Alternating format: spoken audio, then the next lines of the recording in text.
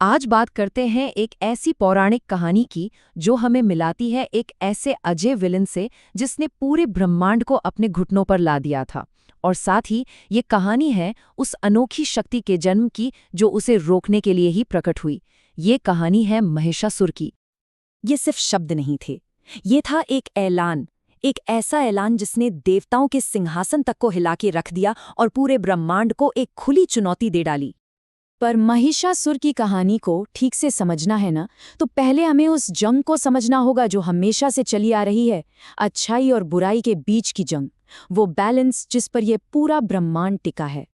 जरा सोचिए, एक तरफ हैं देव जो व्यवस्था और धर्म के रखवाले हैं, और दूसरी तरफ शक्तिशाली और महत्वाकांक्षी असुर। इन्हीं दोनों की टक्कर पर टिका है पूरी सृष्टि का संतुलन। और हमारी कहानी बिल्कुल उसी पॉइंट से शुरू होती है जब ये बैलेंस, ये नाजुक सा धागा टूटने की कगार पर था। एक ऐसी शक्ति का उदय होने वाला था जो पूरे ब्रह्मांड में उथल-पुथल मचाने वाली थी। तो चलिए अब मिलते हैं इस कहानी के मेन कैरेक्टर से, महिषासुर। एक ऐसा असुर जिसके दिमाग में बस एक ही धुन सवार थी, परम शक्ति हासिल करने की धुन। देखिए, उसका जन्म ही उसे सबसे अलग बनाता था। वो कोई मामूली असुर नहीं था, बल्कि एक शेप शिफ्टर था। मतलब पलक झपकते ही एक खूंखार दैत्य से एक विशालकाय गुस्सैल भैंसे का रूप ले लेता था।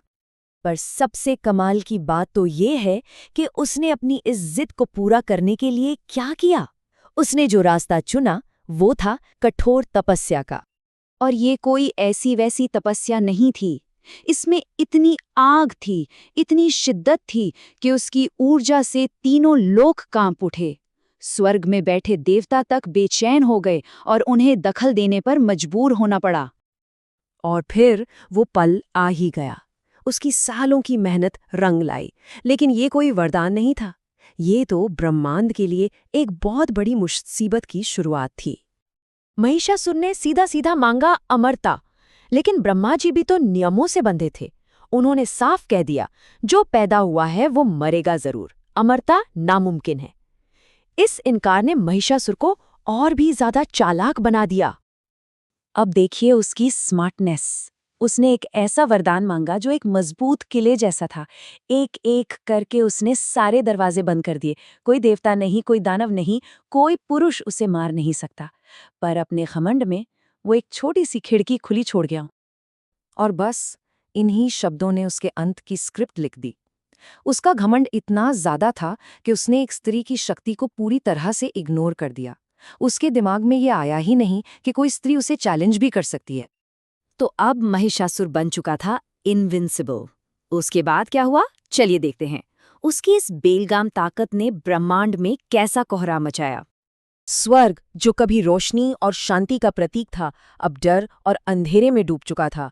धरती पर जो पवित्र यज्ञ होते थे, उनकी आग बुझा दी गई और बेचारे देवताओं को अपने ही घर स्वर्ग से निकाल दिया गया। पर उसकी भूख तो बढ़ती ही जा रही थी।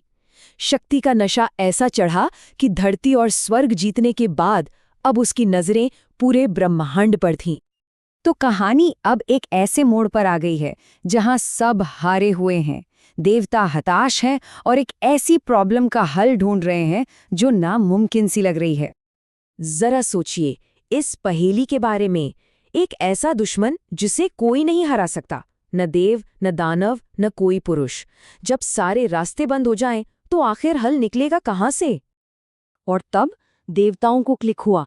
जवाब कहीं और नहीं बल्कि महिषासुर के घमंड भरे शब्दों में ही छिपा था। उन्हें समझ आ गया कि उन्हें एक ऐसी शक्ति बनानी होगी जो आज तक किसी ने देखी न हो। और फिर वो हुआ जो इतिहास में पहले कभी नहीं हुआ था। ब्रह्मा, विष्णु, शिव, सभी देवताओं ने अपनी सारी दिव्य ऊर्जा को एक जगह इकट्ठा करना शुरू किया। ये एक ऐसा संगम था जिसे ब्रह्मांड ने पहले कभी महसूस नहीं किया था। उस बेहिसाब ऊर्जा के संगम से एक रोशनी का पुंज उभरा। ये महिषासुर के वरदान का एकदम सटीक जवाब था। एक ऐसी शक्ति जो किसी एक देवता की नहीं बल्कि सबकी थी, और उसने रूप लिया एक स्त्री का। इन शब्दों के साथ उस महाशक्ति ने अपनी मौजूदगी का ऐलान किया। तो ये कहानी सिर्फ एक असुर के खत्म होने की नहीं है, ये उस परम शक्ति के जन्म की कहानी है जो हमेशा संतुलन बनाने के लिए आती है। और ये हमें सोचने पर मजबूर करती है कि क्या ब्रह्मांड की सबसे बड़ी ताकतें हमेशा वहीं से जन्म लेती हैं जहां हम सबसे कम उम्मीद करते हैं।